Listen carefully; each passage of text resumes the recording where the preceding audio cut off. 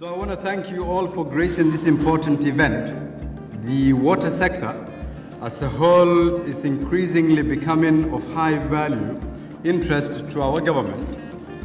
And I would like to begin tonight by contextualizing this increased interest. When we took over the administration of this country, we decided to focus our energies and synergies on the economic reform agenda. Aside from the obvious benefits, this was the most developed sector, and we had a clear vision as to the direction we wanted to steer the country. The economic reform embraced fiscal austerity that impacted on all other sectors, in particular the security sector.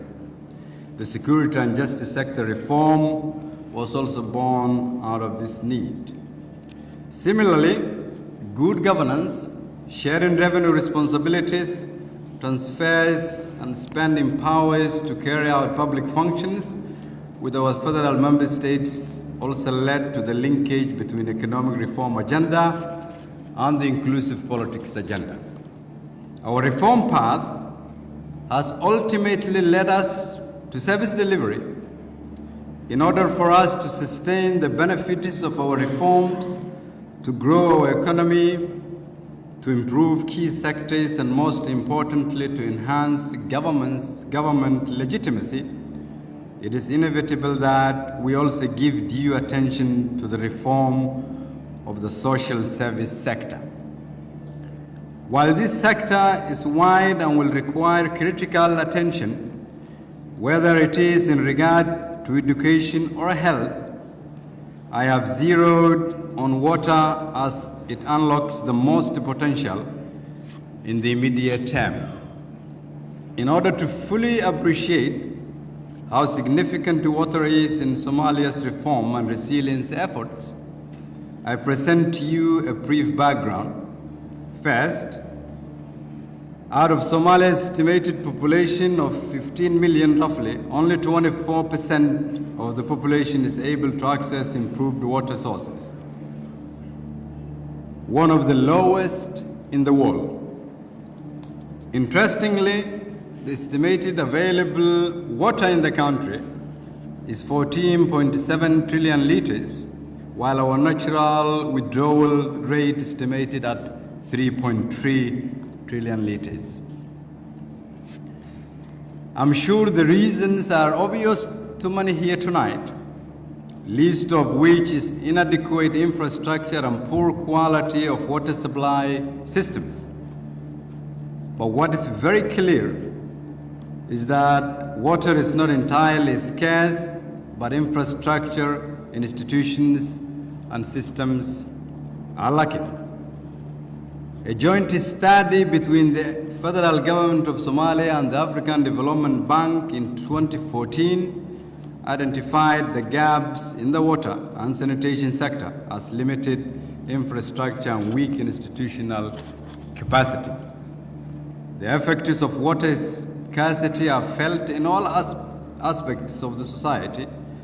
It is a major impediment to our economic growth and recovery initiatives, as it denies us the opportunity to maximize output in agriculture, business, and livestock. In the security domain, scarce resource repeatedly contributed to tensions and even violent confrontations among pastoralist communities, leading to an already fragile context even far more fragile.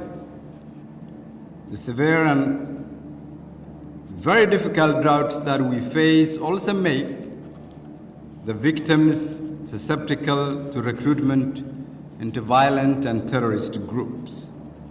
Yet, millions of donor funds are annually spent on water resource interventions. Ladies and gentlemen and colleagues, excellencies, I would therefore like to thank today or tonight those here who have made substantial contributions to this sector and who are still trying to make a tangible impact. Today, We're here to debate the way forward with a vision that in the next 5 years, we should all try and plan to have a nation that is water sufficient and able to manage our water resources in 5 years. A more coordinated and joined-up approach to supporting this sector is urgently needed. My government has begun reaching out to the partners to establish a comprehensive national water resource strategy plan that will help in the promotion, planning, monitoring of the water sector.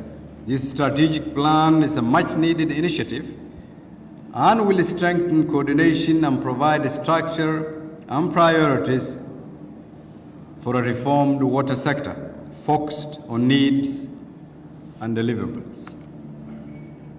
The government will be relevant when it provides basic services such as access to clean and affordable water to its citizens.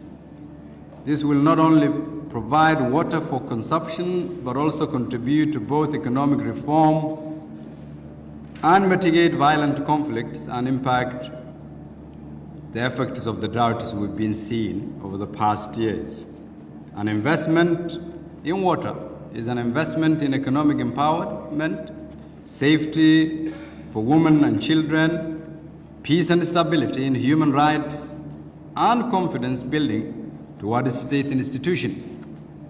We are therefore asking tonight our partners and stakeholders to strive towards supporting our government in fulfilling this critical mandate. I am therefore here with you to kickstart this debate tonight, and I hope this debate in 5 years' time will give us a different Somalia on all aspects because of the strategy we will start debating tonight. Thank you.